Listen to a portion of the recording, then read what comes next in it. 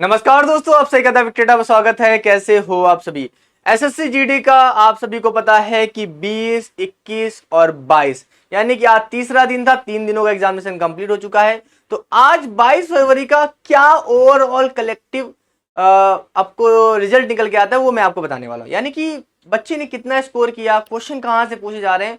तो ओवरऑल ये क्या, देखो इस वीडियो का फायदा क्या मिलेगा। इस वीडियो का फायदा ये है कि आप एक माइंडसेट बना पाओगे अपने आने वाले अटेम्प्ट के लिए, या फिर आपने जो अटेम्प्ट दे लिया है उसके बेसिस पे आप ये देखोगे कि और बच्चे कितना करके आए हैं। ठीक है, तो मैं ओवरऑल आपको सारी चीजें बताने वाला हूँ। वीडियो अच्छी लग जाए तो वीडियो को एक लाइक कर देना, चैनल को सब्सक्राइब तो कर ही सकते हो।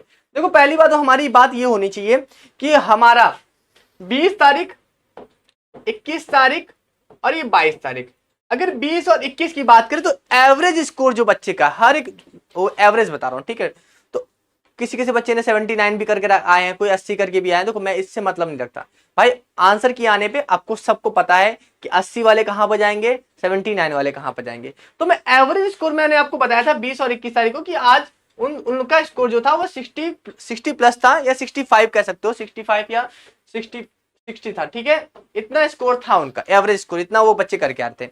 यानी कि अब देखो हर बच्चा इतना करके आ रहा, सही होगा तो नहीं होगा वो नहीं पता, मगर फिर भी अगर आप देखोगे, और आज मैंने 22 तारीख का देखा, आज मैंने 22 तारीख का देखा, तो 22 तारीख का जो पेपर था वो कंपेयर किया जाए 21 और 20 और 21 से कंपेयर किया जाए तो आज बच्चों ने बहुत ज्यादा अटेम्प्ट किया। आज कोई भी बच्चा ऐसा नहीं बोल रहा था कि मैंने केवल 60 किया, हर बच्चा बोल रहा था कि मैंने 65 किया, 70 किया, इस तरह से कर रहे थे। क्योंकि पता है मन में एक चीज क्या हो गया है कि निगेटिव मार्किंग 1/8 की हो गई है। तो ये दिमाग में हो गया है कि नेगेटिव मार्किंग 1/8 की हो रही है, दिक्कत तो है नहीं, मारते रहो मारते रहो। तो आज जो था बच्चों के अटेम्प्ट बहुत ज्यादा हो रहे थे, बच्चे अटेम्प्ट बहुत कर रहे थे। तो इसका ये मतलब नहीं है कि सही भी होगा। तो अभी का भी मैं एवरेज वही बोलता हूं कि 60 से 65 का एवरेज आपका होना चाहिए। इतना मैं क्वेश्चन की बात कर रहा हूं, परसेंटेज की बात नहीं कर रहा या नंबर की बात नहीं कर रहा, मैं क्वेश्चन की बात कर रहा हूं। इतने क्वेश्चन आपको करने चाहिए, 60-65 क्वेश्चन आपको करना ही है। अब देखो निगेटिव मार्किंग कम है, 0.25 की नेगेटिव मार्किंग है, और एक क्वेश्चन 2 नंबर का है, तो 1/8 की नेगेटिव मार्किंग बनती है। तो जिसकी वजह से बच्चे अटेम्प्ट ज्यादा करके आ रहे हैं, मगर आपको पता है कि सही तो आंसर की आने के बाद ही पता चलेगा। मैथ की बात करता हूं अगर मैं आप सभी से, तो मैथ जो है ना, मैथ बहुत ही नॉर्मल तरीके से आ रही है। पहले मैं बता दूं आप सभी को कि सिंप्लीफिकेशन से, ठीक है, सिंप्लीफिकेशन से कुछ क्वेश्चन आपको देखने को मिल जा रहे हैं थोड़े बहुत बोर्ड मास पे। एलसीएम एचसीएफ दिख जा रहा है आप सभी को, रेशियो दिख जा रहा है, रेशियो एंड प्रोपोर्शन दिख जा रहा है आप सभी को। परसेंटेज तो काफी अच्छी मात्रा में दिख रहा है, 2-3 क्वेश्चन आपको दिख रहे हैं। प्रॉफिट एंड लॉस भी दिख रहा है आप सभी को, ठीक है, प्रॉफिट एंड लॉस भी दिख रहा है। उसके साथ आप सभी को आज एसआईसीआई के उतने क्वेश्चन नहीं दिखे थे, मगर आपको बोट एंड स्ट्रीम पढ़ के जाना है। ठीक है, बोट एंड स्ट्रीम जो है आपको थोड़ा पढ़ के चले जाना, यहां से क्वेश्चन आ रहे हैं। और उसके साथ आप सभी का जो आप सभी का टाइम एंड डिस्टेंस है, टाइम एंड डिस्टेंस है, वो भी आप सभी को थोड़ा देख के चलना है ये। ठीक है, यहां से हो गया। और आपको 3D में थोड़ा देख लेना है। 3D में आजकल क्वेश्चन पूछे गए थे, आज एक चतुर्भुज से पूछा, उसका परिमाप वाले क्वेश्चन पूछे गए थे। तो 3D और 2D आप देख लेना, यानी मेंसुरेशन, थोड़े बहुत फॉर्मूले आपको याद आने, एक क्वेश्चन भी छोड़ोगे तो आपका ही नुकसान होगा। ठीक है, तो ये थोड़ा देख लेना आप सभी से। ठीक है, वर्क एंड टाइम जो है ना मेरे भाई, वर्क एंड टाइम बहुत ही इंपॉर्टेंट रख रहा है इस समय, क्योंकि भाई यहां से क्वेश्चन आप सभी के पूछ रहे हैं। ठीक है, और आप सभी का रेशियो में आप सभी से मैं बोलना चाहूंगा कि आप पार्टनरशिप भी देख लो। आज पार्टनरशिप का एक क्वेश्चन आप सभी को देखने को मिला था, तो पार्टनरशिप भी आप देख लो। मैं देखो मैं ग्राउंड से रिपोर्टिंग करता हूं, मैं अपने मन से बिल्कुल नहीं बता रहा। मैं और लोगों की तरह नहीं कि मैं दूसरे का रिव्यू देखता हूं, मैं ग्राउंड पे बच्चों से बात करता हूं। सुबह की 2 शिफ्ट में रेगुलर मैं आप सबको देख रहा हूँ, सुबह की 2 शिफ्ट में आप सबको रिव्यू प्रोवाइड कर रहा हूँ। तो मेरे भाई मैं आप सबको जो भी जानकारी दे रहा हूँ, बिल्कुल आप सभी को ग्राउंड लेवल पे जेन्युइन इंफॉर्मेशन दे रहा हूँ। तो ये आप सभी के कुछ टॉपिक है जहां से आप सभी के क्वेश्चन देखने को मिले। एसआईसीआई से कभी किसी की शिफ्ट में आ जा रहा है, किसी की शिफ्ट में नहीं आ रहा। तो एसआईसीआई जो है वो भाई वो रेगुलर टॉपिक नहीं है, फिर भी आप सभी को आना चाहिए। उसके साथ यहाँ पर चाल दूरी समय हो गया, बोट एंड स्टीम हो गया, पाइप एंड टंकी कुछ शिफ्ट में आए थे क्वेश्चन, फिर उसके बाद देखने को नहीं मिले उतने ज्यादा। ठीक है, यहाँ से क्वेश्चन हो गया, सिंप्लीफिकेशन हो गया, नंबर सिस्टम से उतने ज्यादा हार्ड क्वेश्चन नहीं पूछे जा रहे, नॉर्मल सब कुछ आ रहा है ना, यूनिट डिजिट पूछा रहा है। तो इस तरह से जितने बच्चों को मेमोरी बेस है वो बता दिया। अब उसके बाद में अगर मैं बात करूं रीजनिंग से, ठीक है, अगर मैं रीजनिंग की बात करूं तो रीजनिंग भी बिल्कुल कह रहे हैं ना कि एकदम इजी लेवल में आ रही है। तो रीजनिंग तो आप जितना पढ़े हो सब समझ लो कि उसी में से सब कुछ आ जाएगा आप सभी को। किसी किसी एग्जाम किसी किसी शिफ्ट में आप सभी के ब्लड रिलेशन देखने को मिला था, ठीक है, ब्लड रिलेशन जो है वो आप सभी को देखने को मिला था। पेपर कटिंग भी देखने को मिली थी आप सभी को, ठीक है, उसके साथ पेपर कटिंग दिखी थी और आप सभी को एनोलॉजी वाले एक दो क्वेश्चन देखने को मिल गए थे, किसी के शिफ्ट में मिले किसी के शिफ्ट नहीं मिले। तो ये थोड़ा सा देखो रीजनिंग कुल मिला के कहूं तो इजी ही आ रही है, तो इसको तो स्किप कर दो, कोई दिक्कत नहीं है। हिंदी जो है, हिंदी नॉर्मल है,